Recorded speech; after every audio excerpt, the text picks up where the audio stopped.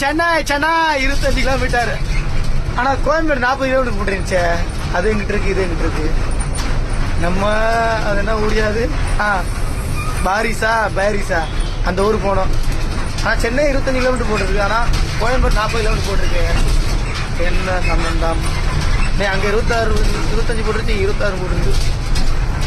மொத்தம் நம்ம அது என்ன ஊரியா பாய்க்கிலே வர மாட்டேன் அந்த ஊரு.